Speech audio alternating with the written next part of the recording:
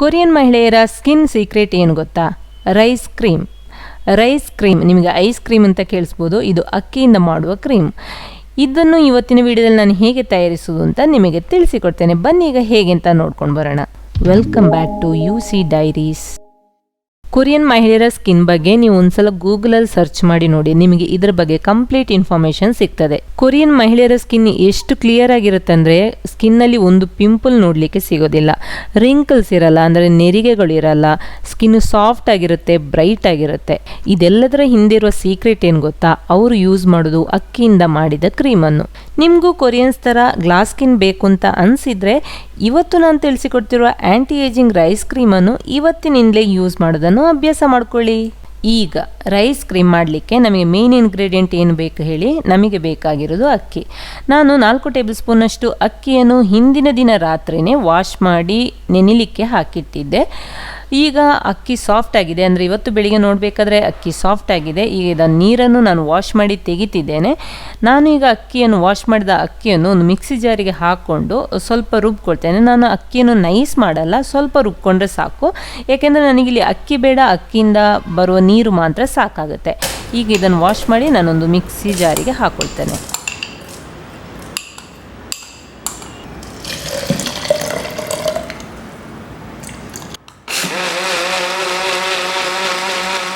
ಈಗ ನಾನಿಲ್ಲಿ ಒಂದು ಸಾಸ್ ಪ್ಯಾನ್ ತಗೊಂಡು ಇದಕ್ಕೆ ಅಕ್ಕಿಯನ್ನು ರುಬ್ಕೊಂಡಿರುವ ನೀರನ್ನು ಸೋಸ್ಕೊಂಡು ಹಾಕ್ಕೊಳ್ತಿದ್ದೇನೆ. ಅಕ್ಕಿಯನ್ನು ತಗೊಳ್ತಿಲ್ಲ, ಬರೀ ಅಕ್ಕಿ ನೀರನ್ನು ಸೋಸ್ಕೊಂಡು ಹಾಕ್ಕೊಳ್ತಿದ್ದೇನೆ.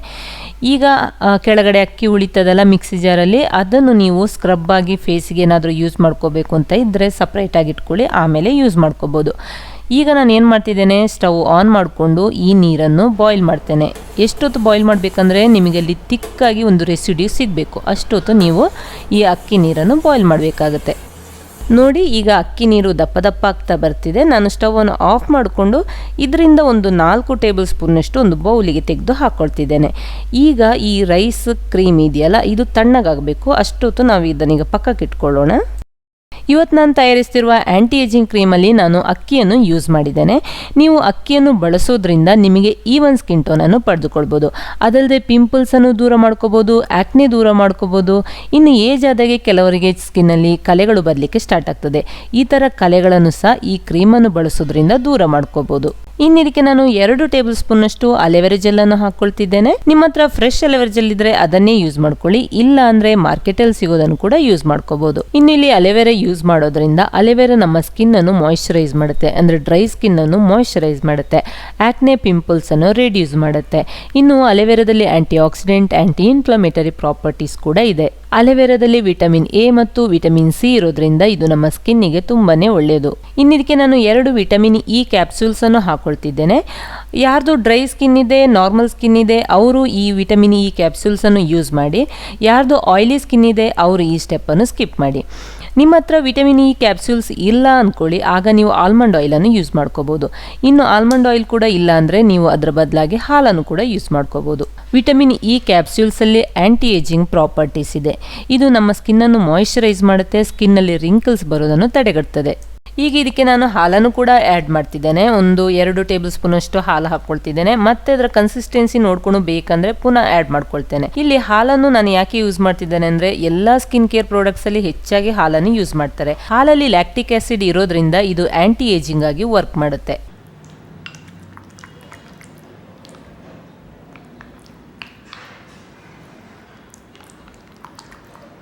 ನೋಡಿ ಫ್ರೆಂಡ್ಸ್, ಈಗ ಆ್ಯಂಟಿ ಏಜಿಂಗ್ ಕ್ರೀಮ್ ರೆಡಿ ಆಗ್ತಾ ಬಂತು.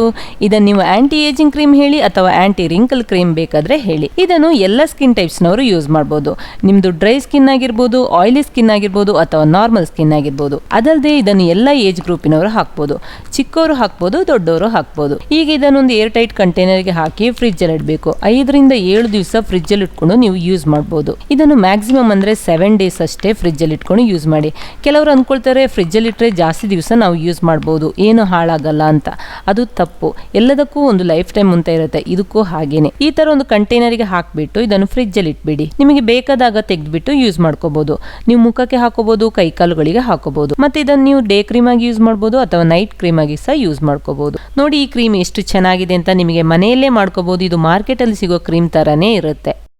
ಓಕೆ ಫ್ರೆಂಡ್ಸ್, ನಾನು ಈ ವಿಡಿಯೋ ಇಲ್ಲಿಗೆ ಎಂಡ್ ಮಾಡ್ತಿದ್ದೇನೆ. ನಿಮಗೆ ಈ ವಿಡಿಯೋ ಇಷ್ಟ ಆದಲ್ಲಿ ಲೈಕ್ ಮಾಡಿ, ಮತ್ತು ಇನ್ನೂ ನನ್ನ ಚಾನಲ್ಗೆ ಸಬ್ಸ್ಕ್ರೈಬ್ ಆಗಿಲ್ಲ ಅಂದರೆ ಈಗಲೇ ಹೋಗಿ ಸಬ್ಸ್ಕ್ರೈಬ್ ಆಗಿ.